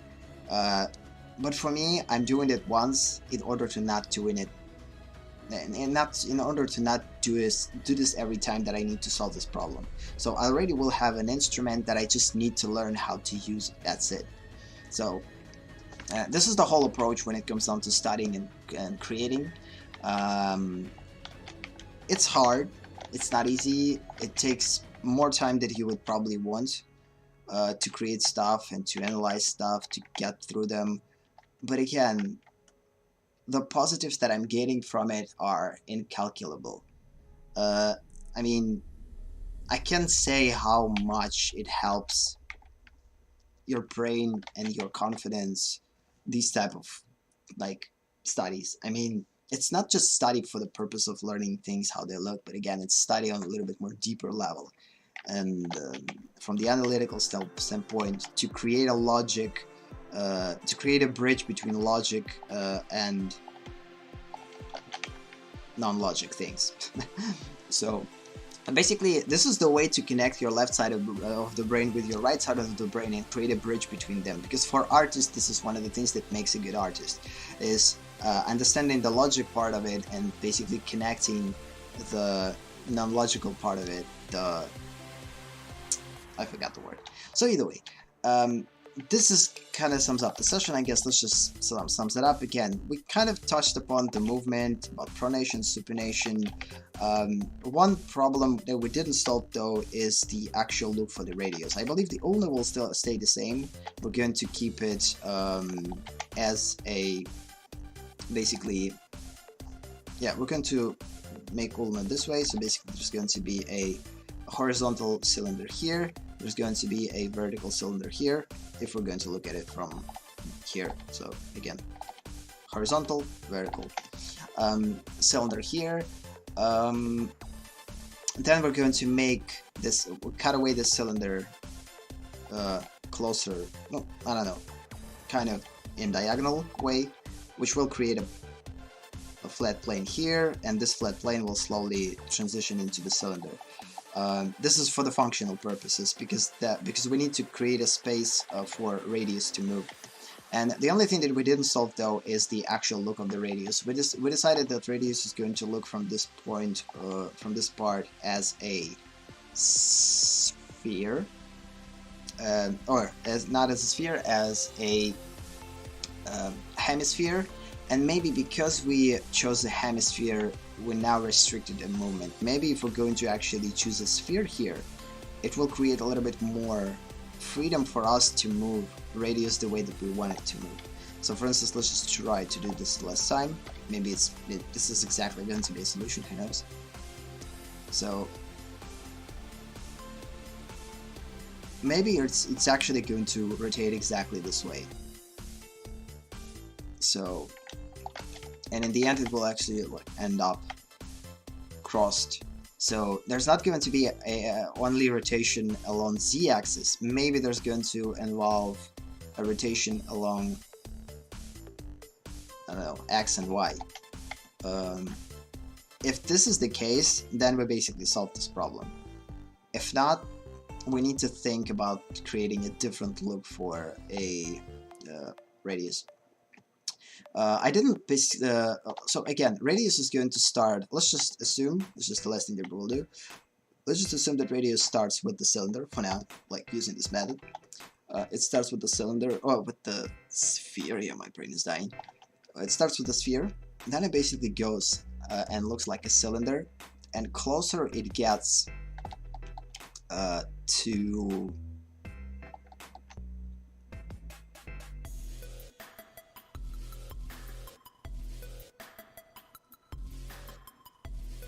it looks like a piece of bread cut away. It's in a pretty weird way, and it basically kind of connects something like this. It's the wrong choice of the center. So I will try to basically go with something like this for now. and it will create a pretty bad transition. I already talked about the fact that I want to avoid transitions from hard surfaces to the soft surfaces. It doesn't look right usually, but this is the place when where we probably can't avoid this, because we 100% have to create a flat surface or flat primitive closer to the wrist, because it will help us to understand the sides for it.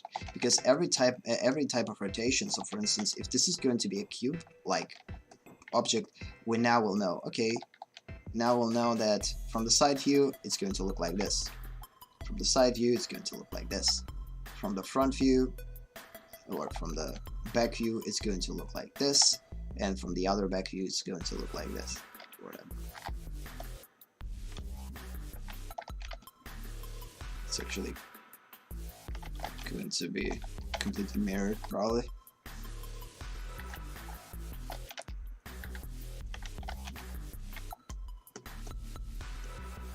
So again, it just will help us to understand the position of that was weird. It's going to help us to understand the position of the radius in space, and again, this is what will help us to solve this problem. So something similar to this. It definitely needs to be something cube-like. We definitely need to work with size, with the proportions of it, but like again, if I'm not going to do this during the stream, I will talk about the final solution and we'll explain it next time. But just as a closure for this, it has to start as a cube, and at least one part of this bone, and especially this part, has to be a cube-like in order to understand the planes, the direction of planes. If we will understand the direction for planes, it will help us to understand the proper movement.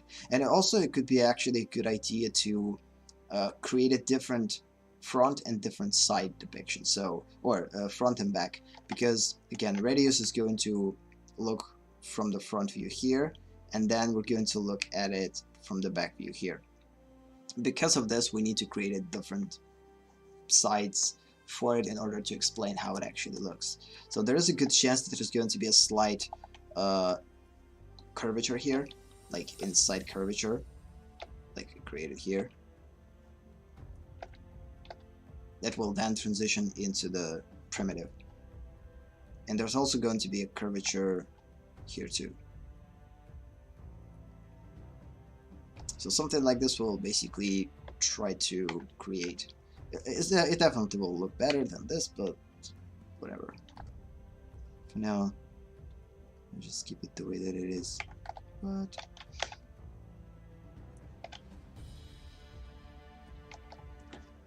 so yeah, I guess this is basically sums up this session, I guess, because again, we didn't do that much. But we talked about the proper view and movement for the ulna and radius. So we still didn't solve this problem. We kind of semi-solved it. I mean, like part of it is kind of solved, but there's still a big question, which will completely be connected with the hand. So now it all comes down to the hand. Once we will start to deal with the hand, we will understand how exactly make this part of the ulna, this part of the radius, and it also will answer the question how exactly we need to create a part for the ulna and radius, this part closer to the wrist. Because again, if we will attack it as a cylinder, the look for ulna and radius is going to apply to the cylinder. If we're going to use something like this, like modified cylinder, then ulna and radius are going to look accordingly. I probably will go with something like this. It all depends how exactly I'm going to attack this problem. Like, should I attack this problem from the standpoint of each bone here, or try to simplify these things as bones, as we talked about it here. So in order to create a good dynamic for storytelling using fingers and overall hand, we need to find a way to simplify it the way that it's going to look organically. And for me personally, the more organic look I will get from fingers if I'm going to look at them as bones. But it might be too complicated because now we need to kind of create a lot of joints and etc. So this is something that we need to think about. Like, now it all comes down how exactly we're going to simplify the hand. And depending on how we're going to simplify hand, we're then going to figure out what type of primitives or modified primitive shapes and objects we're going to use for the distal part of both of these bones. Again, proximal part is kind of clear. We understand how it's going to look like, but now the distal part is the question. And also, like, we still need to analyze the rotation a little bit better. But for this session, I guess this is the end. Thank you for watching. Thank you for being here. Have a nice day or night, and see you in the next session. Saying goodbye. Tony says bye too, and basically bye.